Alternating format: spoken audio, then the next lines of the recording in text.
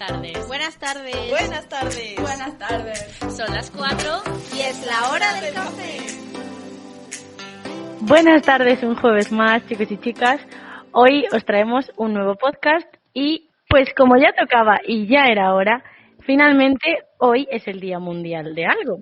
Y es que el 24 de septiembre es catalogado por la ONU como el Día Marítimo Mundial.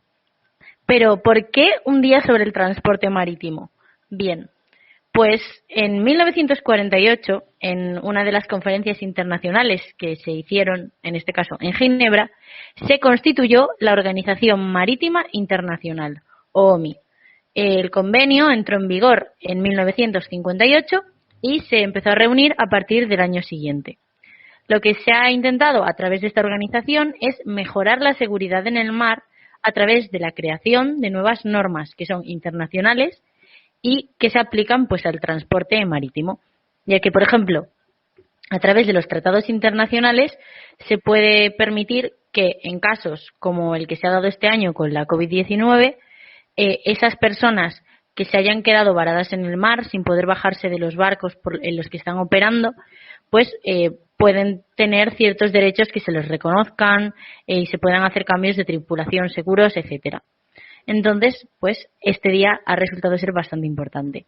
También nos gustaría empezar el día de hoy recalcando que una de las previsiones que hicimos en el podcast pasado, que si no lo habéis escuchado estáis tardando ya porque ha sido muy interesante, se ha cumplido, y es que hablábamos de el cese del cargo del primer ministro de Japón, el antiguo que era Shinzo Abe, y que ha salido en este caso como nuevo primer ministro de Japón, Yoshihide Suga. Suga es como uno de los BTS, ¿eh? Cuidado que como ofendamos Sí, fandom el K-popper, rapero. como ofendamos Bueno, fandom K-popper, la tenemos. O sea, la podemos liar mucho como ofendamos ese fandom.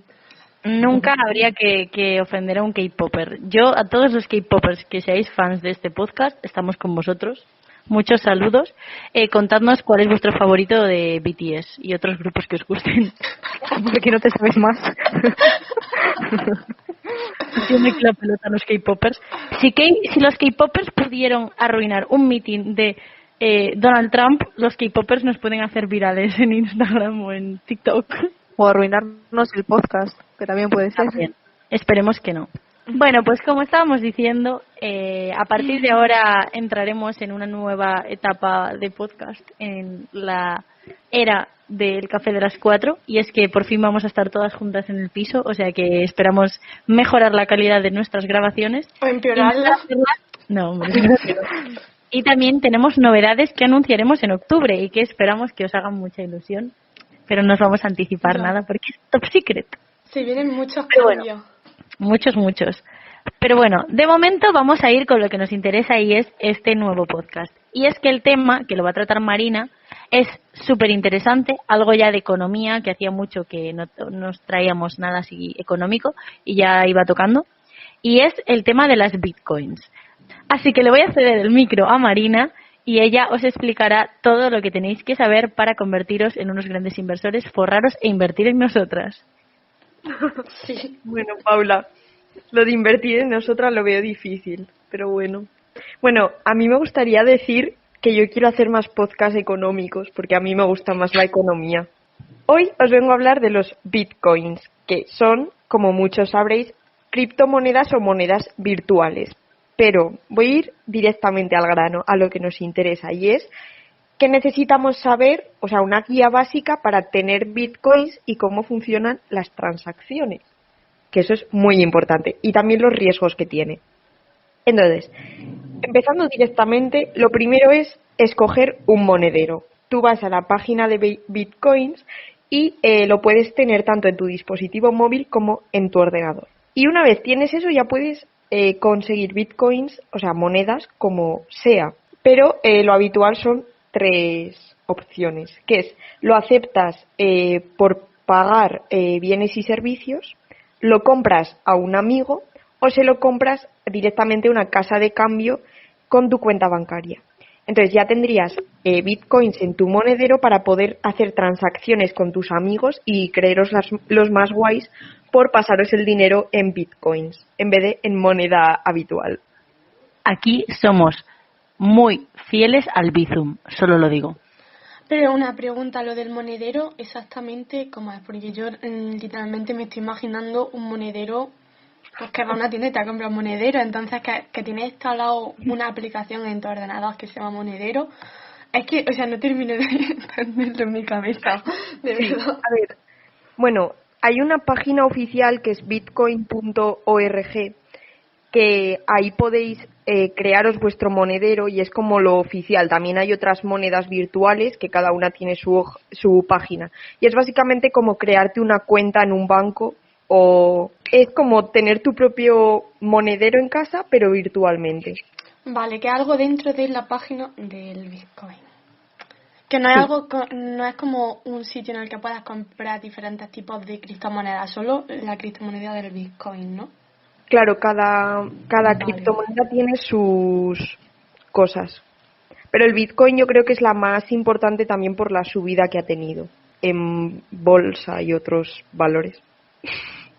Bueno, pues una vez te creas un monedero, tú puedes dar la dirección, o sea, como si fuera un correo electrónico, tú tienes una dirección y se la puedes dar pues a tus amigos, conocidos, para tanto poder dar como recibir bitcoins, y así, pues es un poco como jugar a los cromos cuando éramos pequeños. Lo único que estas direcciones deberían de ser usadas una única vez, o sea, cada vez que vayas a realizar una transacción, cambiar de dirección.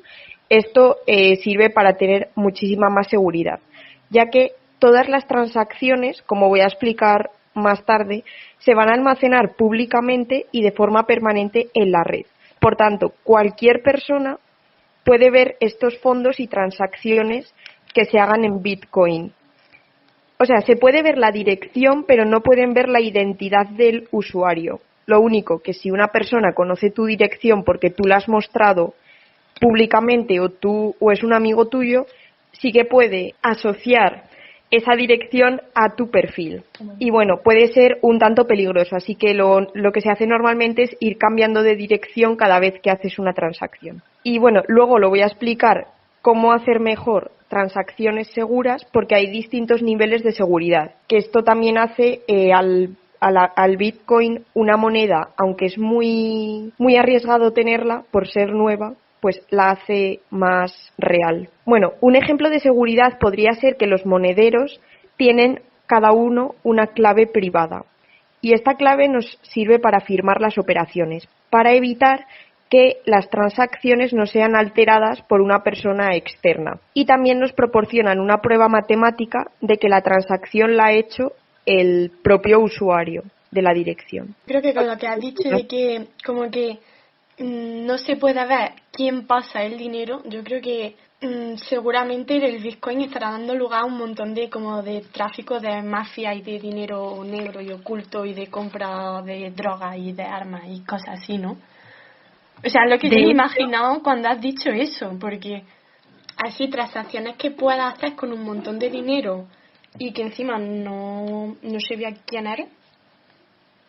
De hecho, no sé si habéis visto en Netflix How to Sell Drugs Online, es una serie, pero en esa serie son unos chavales de instituto que crean pues una página web súper imposible de localizar donde venden drogas, y la forma que usan para los pagos son los bitcoins, porque con ellos son capaces de que no les rastreen.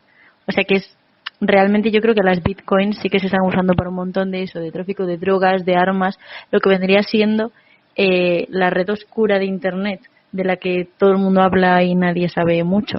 Claro, porque en verdad es que no estás sujeto ni a un banco que controle tus operaciones, que está en determinado país, o sea, ni siquiera tiene una parte física y tampoco tiene una parte de control como es el propio banco, y se hacen cantidades tan grandes y anónimamente, pues un poco blanco y en botella para los que lo necesiten utilizarlo.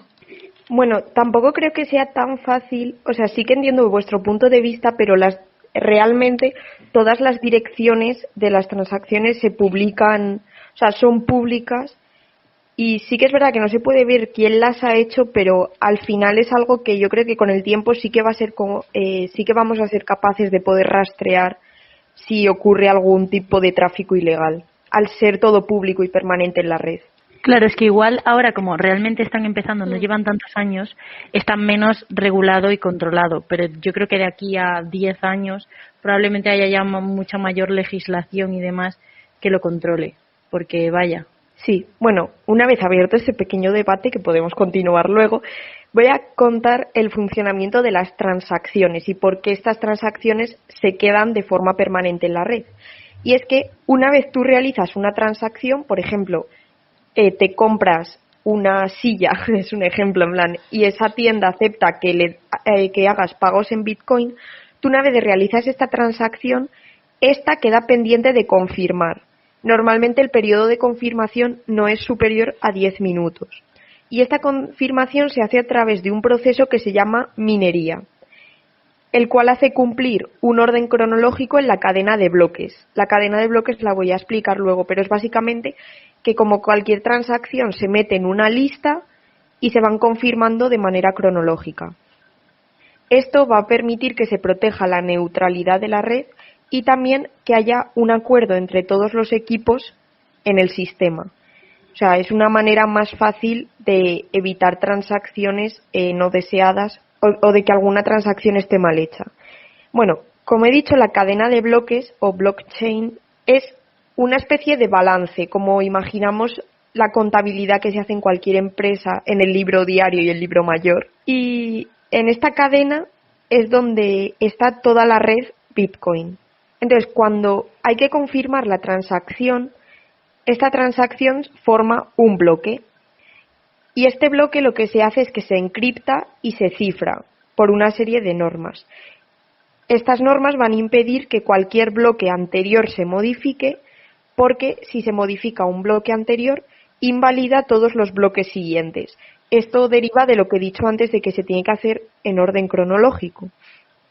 Y a través del proceso de la minería, que es la confirmación, también se impide que cualquier persona pueda añadir nuevos bloques consecutivamente.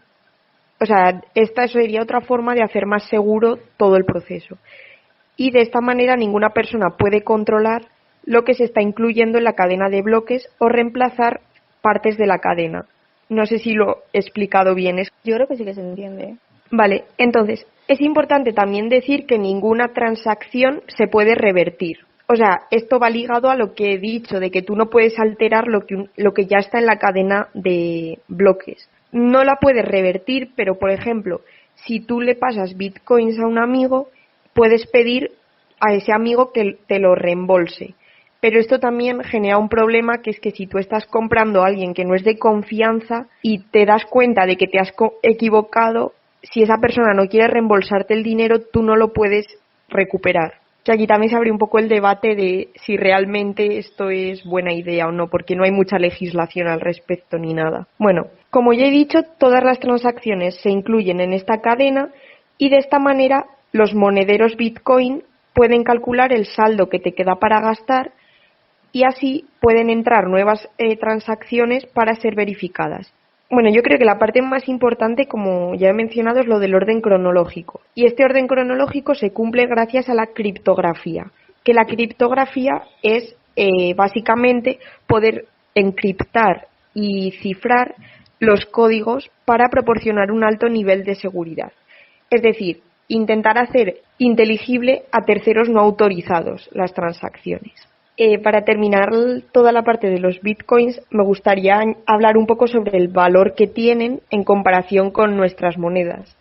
Y es que actualmente, bueno, hoy, porque esto cambia cada día en bolsa, ya sabemos, hoy que estamos grabando un día antes, miércoles 23 de septiembre, un bitcoin equivale a 8.962,19 euros. ¿Qué ocurre? Que este precio es impredecible y puede aumentar o disminuir en un corto periodo de tiempo, debido a que en la bolsa ya sabemos que los valores cambian cada día, pero al ser una economía joven, novedosa y que en ocasiones responde a mercados ilíquidos, pues hace que sea un activo de alto riesgo y eso hace que de un día para otro igual hoy cuesta 8.000 euros, pero mañana igual, si ocurre un problema ahora mundial, puede costar 2.000.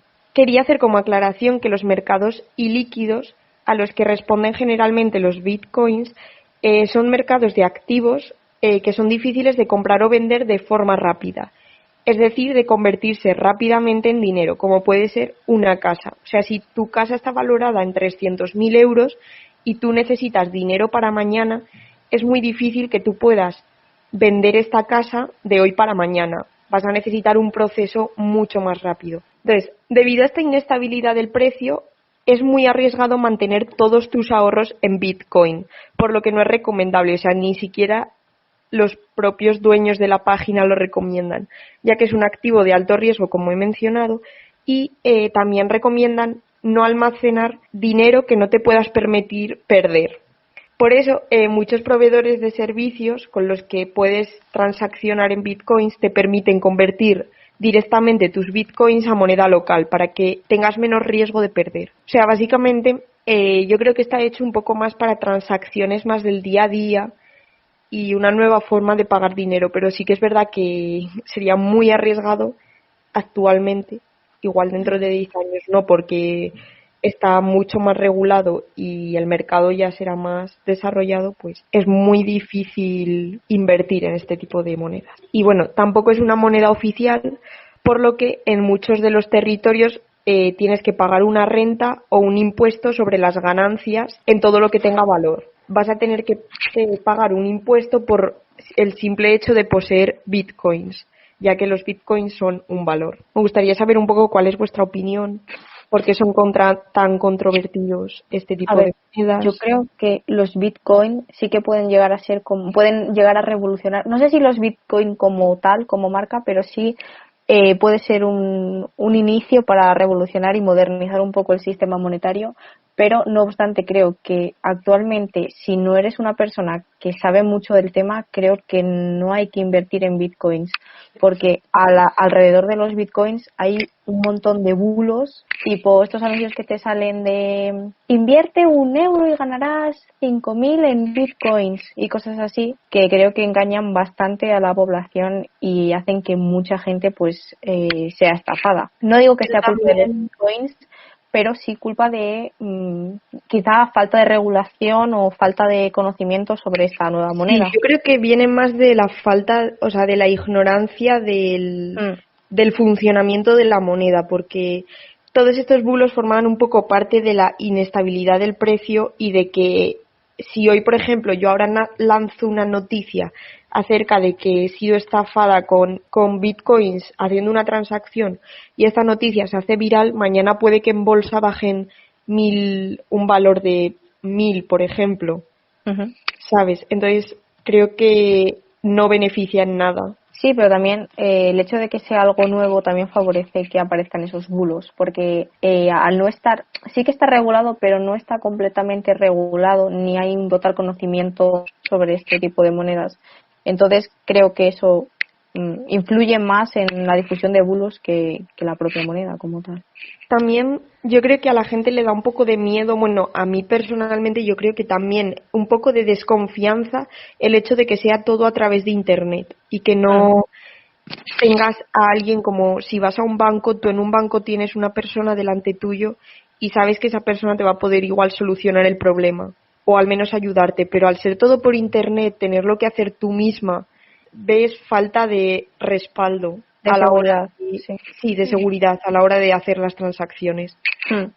Por eso digo que falta un montón por desarrollar y por modernizar. Pero yo, por ejemplo, sí es verdad que a lo mejor soy un poco más pesimista con respecto a lo de los bitcoins, pero porque ahora mismo realmente no se utilizan o muy poca gente lo utiliza, pero si lo que decimos de que se llegaran a un punto en el que fueran más utilizados, en el que lo utilizáramos para transacciones normales, como podemos utilizar ahora mismo el Bizum o para comprar algo en vez de comprarlo con el euro, lo quisiéramos comprar con Bitcoin, como que yo creo que los estados, en plan, por ejemplo, los bancos centrales, obviamente querrían controlarlo y pondrían normativas de alguna forma para regularlo, porque cómo va a haber una moneda que no sea oficial y que se pueda operar con una moneda que no sea oficial. O sea, ahora mismo a lo mejor, seguramente en el futuro estamos operando con eso, pero a mí ahora mismo como que lo pienso y me vuela un poco la cabeza.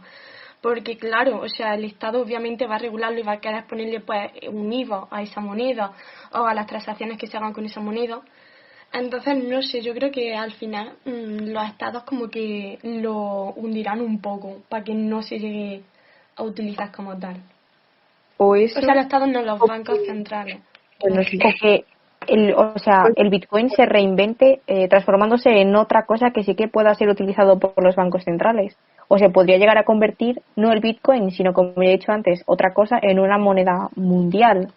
Podría ser una buena opción que ahora los bancos centrales lanzasen como su propia criptomoneda, porque Claro. con todo el tema del coronavirus igual es beneficioso no tener ya dinero en efectivo. Sería una opción de reducir el riesgo de contagio, por ejemplo, hoy en día. O sea, puede ser una buena idea, no creo que vaya a suceder, pero podría ser bastante, Sí. bastante beneficioso en este tiempo de crisis. Sí, sería más fácil el movimiento de dinero. Claro, pero también hay que tener en cuenta de que todo el mundo no se podría beneficiar de este tipo de moneda porque la gente que no tenga acceso a Internet o que simplemente no tenga ni ordenador o móvil Pues sobre el que conocimiento conectarse. tecnológico, así ni más allá Claro. de ordenadores, O sea, antes de que las criptomonedas lleguen a la sociedad, creo que antes la todos sociedad deberíamos tiene que poder llegar tener a las acceso a ellas. criptomonedas. Claro, claro. También creo que es una oportunidad de que si desde nuestras generaciones más de jóvenes que asumimos que gran parte de nosotros tenemos, bueno, en países al menos desarrollados, tenemos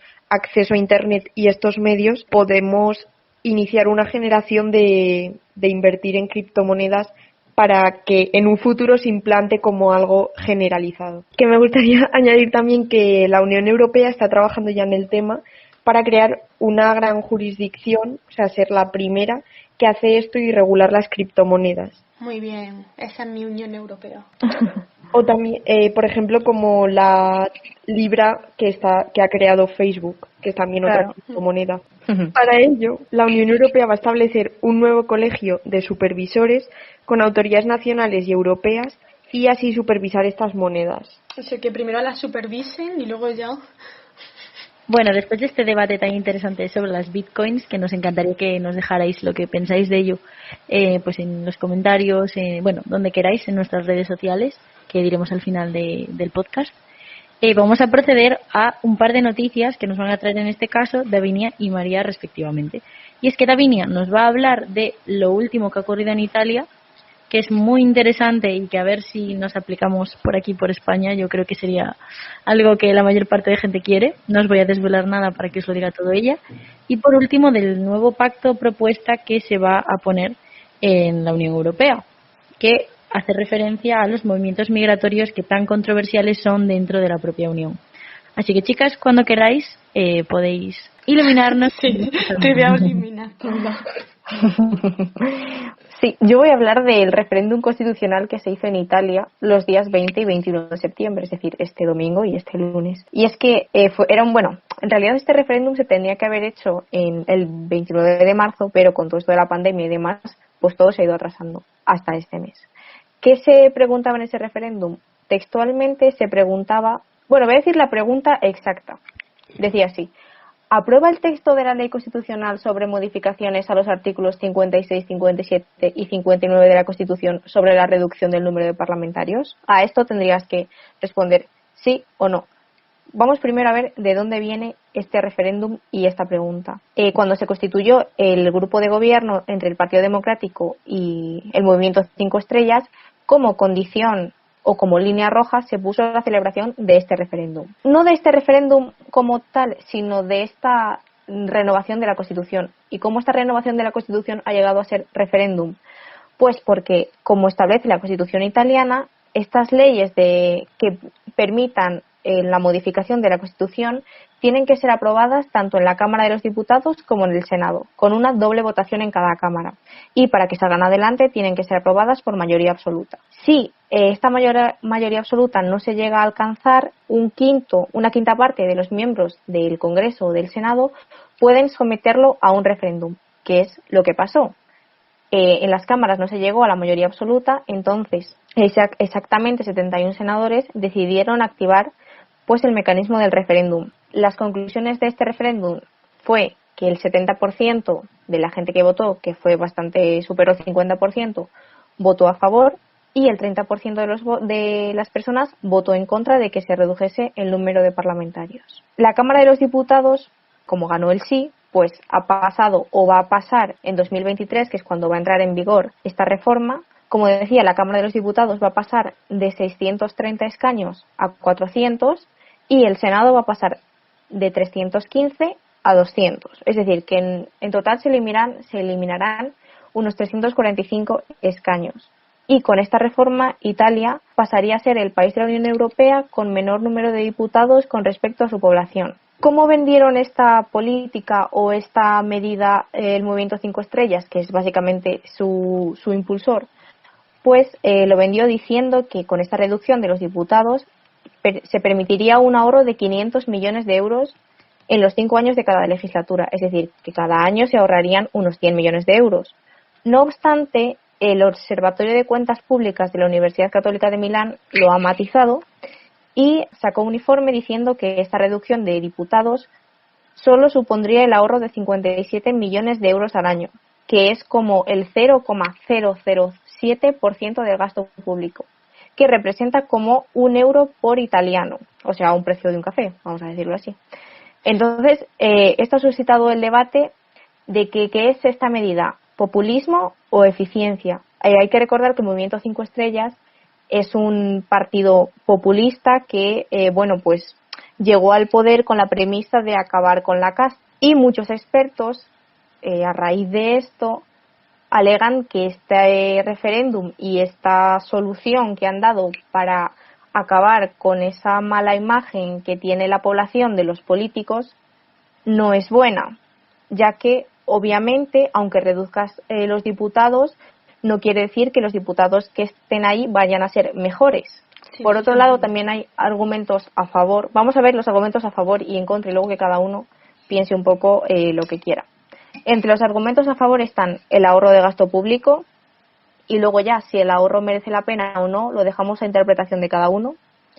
Otro argumento a favor es que este menor número de diputados ayudaría supuestamente en la eficiencia en el proceso de toma de decisiones, y entre los argumentos en contra estaría que este endurecimiento de las condiciones de acceso al Parlamento pues perjudicaría a los pequeños partidos y además que esto también mermaría la representatividad de las regiones más pequeñas del país. Por otro lado, y como he dicho antes, esta medida no supondría que el perfil de los políticos mejorase y por otro lado también esta medida podría incrementar la influencia de los grupos de interés, que pues tendrían más peso en las decisiones que tomen los parlamentarios, porque al ser menos pues tienen más influencia.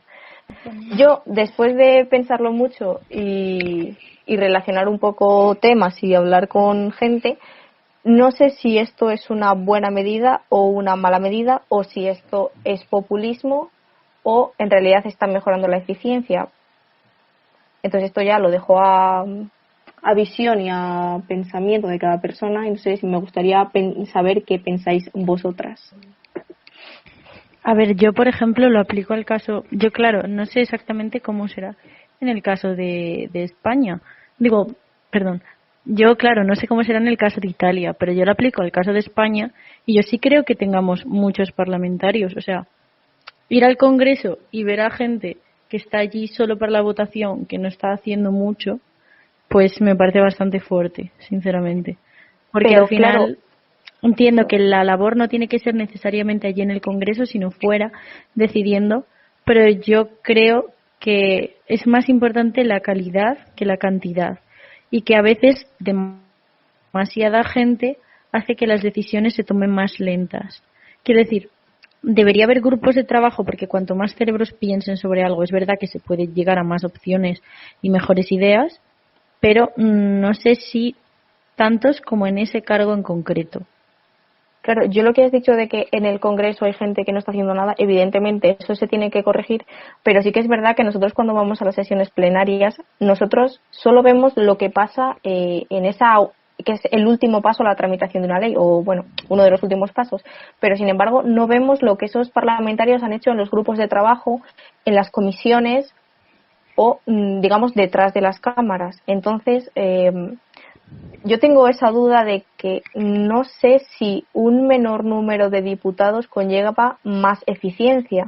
Yo creo que es que la idea principal que tengo sobre este tema es que la mala imagen que tenemos de los políticos, de que son nefastos, de que no hacen nada, son pésimos, no se tiene que solucionar eligiendo a menos políticos o que haya menos políticos, sino que esos políticos, sean más o sean menos, tienen que ser buenos. O sea, no es una cuestión de cantidad, ahí de que haya totalmente estoy de 400 acuerdo. o haya 200, sino La de que sean calidad. útiles. O sea, a mí me da igual que un político cobre 3.000 euros más que un trabajo común, mientras esa persona lo haga bien. No sé si me explico. Sí, te explicas. Claro, yo creo que aquí la importancia es cómo ejerzan su cargo. Claro. Y creo que estamos tapando el problema de la calidad, o estamos intentando solucionar el problema de la calidad de los políticos con la reducción de los políticos. Yo creo que ese no es el problema, porque eso no soluciona nada. A ver, yo creo que, a ver, un poco, o como otra idea, un poco diferente a las que habéis estado hablando. Pero creo que, por ejemplo, España e Italia sí tienen un problema común en el Parlamento, en el Congreso, que es que cuesta mucho tener una mayoría, ¿no? Entonces, a lo mejor hay que cambiar, porque obviamente ahora al tener menos diputados, en el Parlamento de Italia va a ser más fácil llegar a una mayoría, que a lo mejor también es por eso otro de los motivos por el que han cambiado esto, pero yo creo que a lo mejor habría que hacer pequeños cambios en la ley electoral. En la ley electoral, para que aún así, siendo representativas y que haya grupos parlamentarios representativos, sea más fácil tener una mayoría, porque claro, la ley electoral se elaboró hace mucho tiempo cuando había, por así decirlo, menos grupos parlamentarios y sí había mayoría. Ahora es muy difícil tener una mayoría y es muy difícil gobernar, y eso pasa tanto en España como en Italia, que se repitan muchas elecciones, están mucho tiempo formando gobierno. Entonces yo creo que eso también es uno de los problemas que a lo mejor Italia ha intentado solucionar, que aparte a lo mejor sí puede ser populista esta medida y que ahora es como, a lo mejor yo le veo un trasfondo un poco malo en el sentido del partido que lo ha hecho y tal. Sí. Pero eso, yo creo que también hay otro problema, y es que no es fácil, o sea, la gobernabilidad es muy difícil, y a lo mejor bueno, mi opinión es que sí haría como cambio en el sistema electoral para que sí fuese un poco más fácil gobernar. Sí, de hecho, el Movimiento 5 Estrellas creo que también se ha comprometido a la larga a bajar el sueldo a los políticos, que se puede catalogar también como una medida bastante populista. Aunque sí que es verdad que hay que decir que los políticos de Italia, los diputados, son los que más cobran de toda Europa. Y también se ha comprometido a reformar la ley electoral para que, bueno, pues que el proceso de toma de decisiones sea quizás más fácil. Entonces, bueno, veremos a ver lo que hace. Y bueno, ya terminamos voy a terminar ya diciendo la última noticia, que justo ha pasado el día 23 por la mañana, y no quiero hacerla muy rápido, voy a intentar resumirla un poco porque ya llevamos bastante tiempo grabado, y es que la Comisión Europea, que es pues uno de los principales tres órganos de la Unión Europea, ha propuesto un nuevo pacto para la migración y el asilo, ¿no? Y esto pues se debe un poco a las últimas imágenes mediáticas que se han visto del campo de refugiados de Lesbos en Grecia. Entonces, hay que decir primero que esto es una propuesta que ha hecho la Comisión y que todavía no se ha aprobado, que la tienen que aprobar los parlamentos nacionales y también el Parlamento Europeo, así que seguramente sufra muchas modificaciones. Pero, ¿cuál es la idea que propone la Comisión Europea?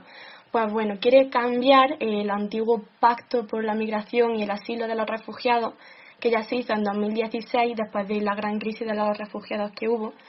Entonces, los principales puntos que propone y cosas que quiere cambiar, o sea, quiere coger y hacer una ley completamente nueva, porque se ha visto que la ley que había antes pues no llegó a funcionar y que quiere eliminar por eso las tasas de refugiados, que son esas tasas que ningún país llegó a cumplir, pero que trajeron una enorme división entre diferentes grupos europeos que sí la aceptaban y grupos europeos que no la aceptaban.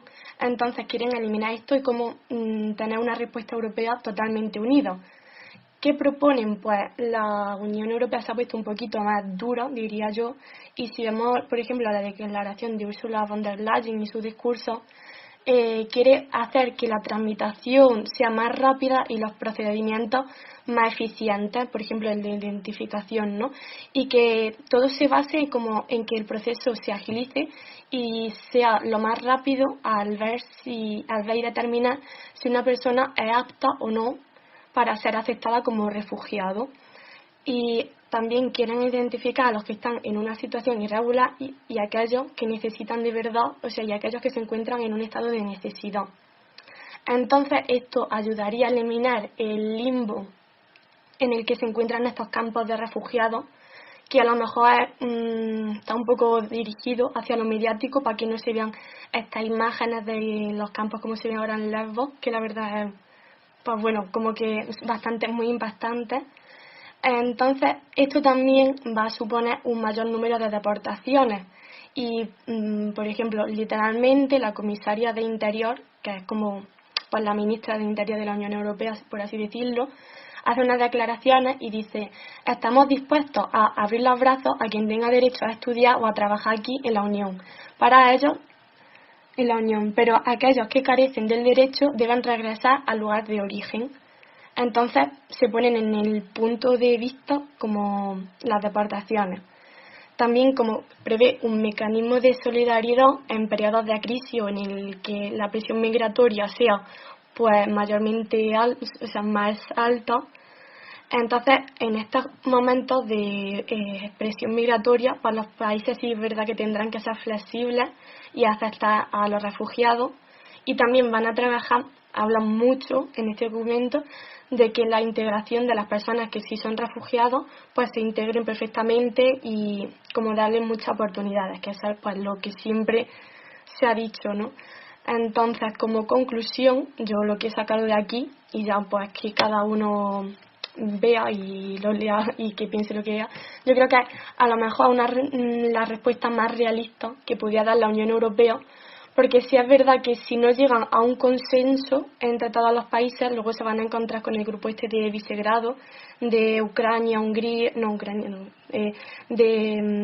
Hungría, Polonia, que no aceptan a los refugiados. Entonces, sí es verdad que hay que llegar a un consenso con estos grupos, porque al final y al cabo están en la Unión Europea también. Bueno, y después de estas dos noticias tan interesantes, creo que es hora de dejar el programa. Esperamos que os haya gustado de todo corazón, que sigáis con nosotros en los próximos, porque se vienen cosas muy guays y novedades importantes. Y nada, os dejamos nuevamente en nuestras redes sociales, @cafedelas4, nos podéis encontrar en Instagram, en Twitter, y siempre subimos los episodios, tanto a YouTube como a iVoox o Spotify. Muchas gracias por escucharnos y muchos besitos. Y adiós. Adiós. ¿Qué le dice una pared a otra pared? Nos vemos en la esquina.